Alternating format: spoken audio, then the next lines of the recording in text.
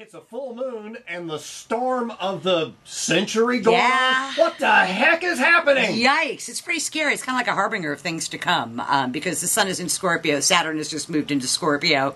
This full moon is sort of kicking off a harbinger of what we can expect over the next 2 years or so. So it's good for Tampa, but man, I'm glad I don't live in the north. So, but full moons tend to bring matters to a climax one way or the other. So I thought I would talk about that for each one of the 12 signs, what they can expect out of this particular full moon and what it means to them. For Scorpios in particular, it's about them. It's about them projecting their personal power out into the world. Scorpios had a rough time in 2005 to 2007, sort of lost a lot of momentum. Well, they pick it back up now. But the key to being a successful Scorpio is to pick one thing and focus on it and give that your undivided attention.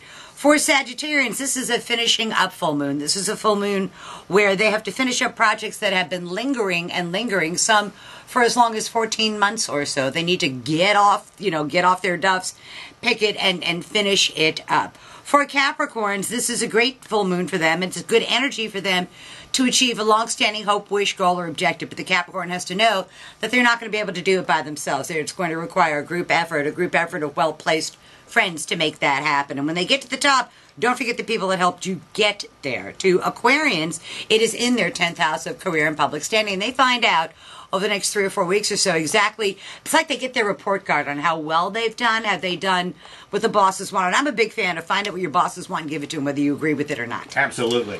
For Pisces, it is in their 9th house. The law's on their side. Important legal, educational matters at a distance. Contracts and negotiations go very, very well for the Pisces. And the Pisces needs to realize they are going to get over the next 4 weeks or so what they were asking for from November until June. And one thing God hates is when he gives you what you asked for and then you go, nah, it's not exactly what I wanted. Uh-oh. So they need to be happy with that. For Aries, it's in their 8th house of other people's money flowing their way, other people's resources flowing to them. It's a good time for inheritance. It's a good time for unearned income. It's a good time to capitalize or maximize existing resources instead of looking for new ones.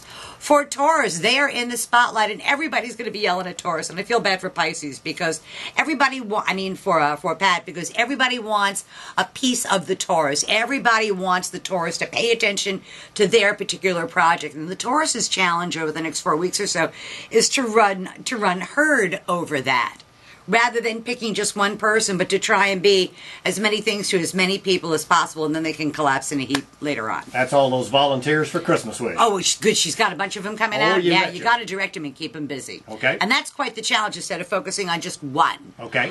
For Geminis, it's in their 6th house of work. And Geminis really need to revamp their work, their responsibilities, and the way they think about the job that they do. It has become very apparent to Geminis over the last 3 or 4 weeks or so that things are not going at their job the way they want it to go. So they need to make modifications, and they need to make changes to it, which I think is a good omen for the United States. Being a Gemini rising, change would be good.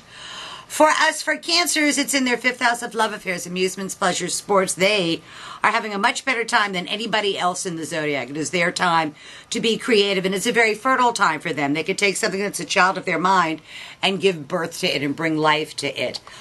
For Leos, it's in their 4th house of home. They really are sticking a little closer to home. There is some sort of thing going on at home that reaches a climax this week. And once they clear that up, once they're done with that, then they're free to go out and have a good time. But it's a matter of paying attention to that right now. That's a refinance the home at a lower interest rate, and the closing is first part of the week. Smart move, because that then solidifies it for you. Yes. And you can go off and do other things and not have to worry about that again. So that's a very cool thing.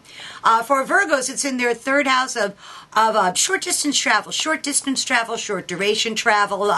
They're not going to, they're not going to Mars, they're not going to China, but they've got a bunch of out and back schedule. And the right word for Virgo is do what you need to do while you're there, and then put it behind you and go on to the next thing. Don't dawdle and don't backtrack. Gotcha. And then for Libra, last sign of the zodiac, they need to make more money.